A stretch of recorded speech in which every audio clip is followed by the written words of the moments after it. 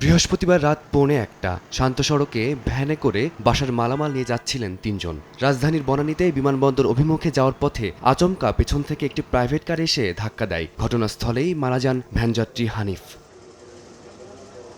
Police জানিয়েছে, garments কর্মী ছিলেন হানিফ। অপর দুই যাত্রী মজিবুর ও হাসান ছিলেন দিনমজুর। প্রাণে বেঁচে গেলেও আহত অবস্থায় চিকিৎসা নিচ্ছেন জাতীয় অর্থোপেডিক হাসপাতাল ও পুনর্বাসন কেন্দ্রে। একটা ভ্যানে করে ওরা বাসাবাড়ি মাল সামান্য পরিবর্তন করে মহাখালী থেকে বিমানবন্দরে যাওয়ার পথে পেছন থেকে একটা প্রাইভেট কার তাকে ধাক্কা দেয়। ধাক্কা দিয়ে পড়ে যায়। পড়ে গেলে ঘটনাস্থলে একজন মারা যায় আর দুজনকে কুর্মিটোলা হসপিটাল করে সেখান থেকে বঙ্গ হসপিটালে রেফার করে। পুলিশ জানায়, ঘটনার পরপরই পালিয়ে যায় প্রাইভেট কারটি। অ্যাক্সিডেন্ট করে চলে গেছে। আইনগত অবস্থা প্রক্রিয়াধীন। কিছুই পাইনি, শুধু রাস্তা করে বডিটা ছিল আর আহত অবস্থায় তাদেরকে উদ্ধার করছে। দুর্ঘটনার বিষয়ে পুলিশের আইনগত ব্যবস্থা প্রক্রিয়াধীন। ফারদিন মাঝার, সময় সংবাদ, ঢাকা।